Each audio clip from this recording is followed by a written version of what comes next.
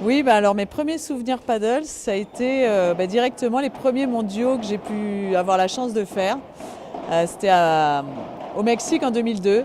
Je venais à peine de démarrer le paddle, j'avais 4 mois de paddle. Bon, c'était une époque où il y avait vraiment peu de monde sur le circuit. Je crois qu'on a dû faire l'équivalent des championnats de France à 6 équipes, grand maximum. Et bien évidemment, le niveau n'avait absolument rien à voir avec le niveau des filles aujourd'hui.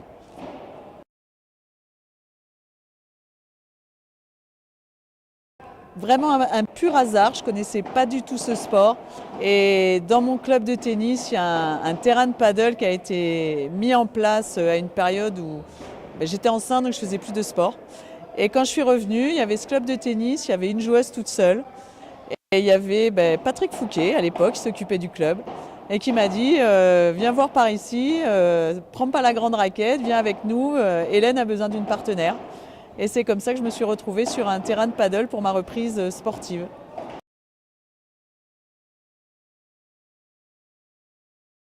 Non, j'ai jamais quitté la Team France. Il y a un mondial auquel j'ai pas participé parce qu'au niveau des dates, ça tombait très très mal. Moi, je travaille et il y a quand même de temps en temps des fois où je peux vraiment pas partir. Mais voilà, après, c'est une époque où on était très peu de joueuses sur le circuit.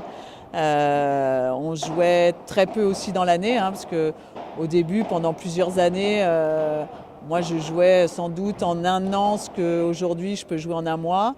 Et pour autant, je ne fais pas partie des gens qui jouent le plus. L'hiver, on ne jouait pas. On avait beaucoup de mal à trouver des partenaires pour jouer. Ça n'a vraiment rien à voir avec ce que peut être le paddle aujourd'hui.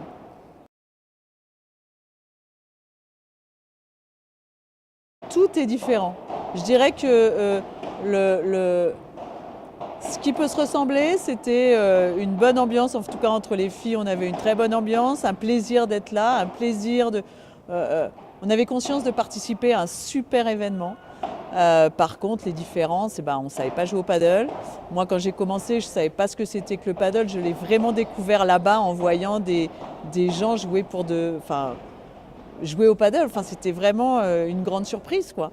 Et le niveau, là aujourd'hui, les filles de l'équipe rivalisent font des bonnes parties, je dirais, avec tout le monde. Et à l'époque, il y avait 3 nations qui jouaient au paddle, en tout cas chez les filles. Et après, le reste, c'était un petit peu comme nous, c'est-à-dire des gens qui étaient là un peu par hasard, qui étaient amateurs à 300%. Et il y avait deux mondes sur les mondiaux. Vraiment, il y avait deux mondes à part entre les joueurs de paddle et ceux qui étaient là pour vivre un bel événement, mais qui faisaient du grand loisir paddle.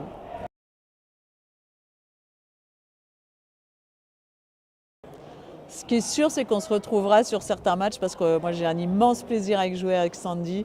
On s'est régalé autant sur le terrain qu'à l'entraînement, que dans toutes les fois où on est ensemble, parce que c'est vraiment au-delà d'être ma partenaire de paddle, c'était une amie et j'ai énormément de plaisir à partager des week-ends paddle avec elle. Donc voilà, après, je ne suis pas sûre qu'elle soit dans le projet de revenir et de faire des tournois dans les 4 coins de la France, parce qu'aujourd'hui, malheureusement, elle n'a pas encore retouché la raquette. C'est un peu compliqué. Mais j'espère bien qu'elle va y revenir, et d'ailleurs, je la sollicite régulièrement pour venir au moins faire une partie amicale pour essayer de s'y remettre. Et je lui promets même que je courrai sur toutes les balles.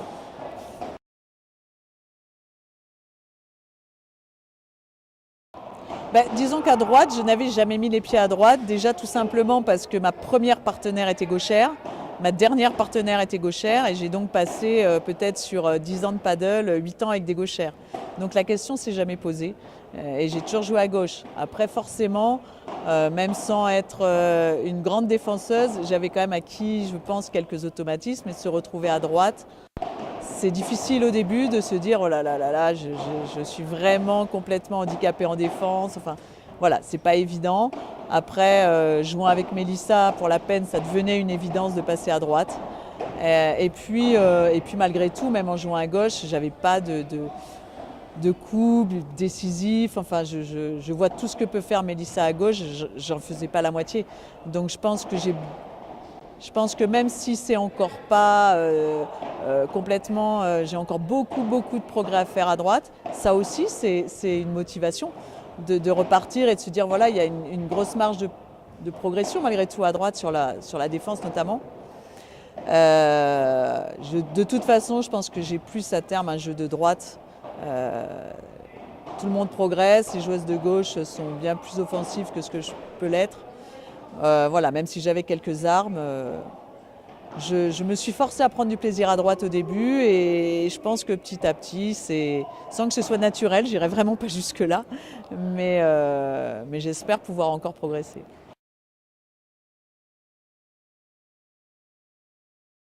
Ouais, ce serait bien. Moi, de toute façon, tant que j'essaierai de rester là tant que je peux.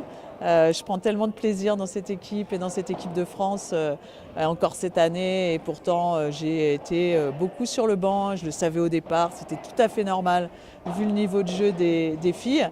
Mais j'ai pris énormément de plaisir d'être avec elles et je me suis vraiment sentie intégrée à cette équipe. Et voilà, tant que je peux avoir ce plaisir-là, j'essaierai de l'avoir et voilà. Et sinon, je les supporterai de là où je serai.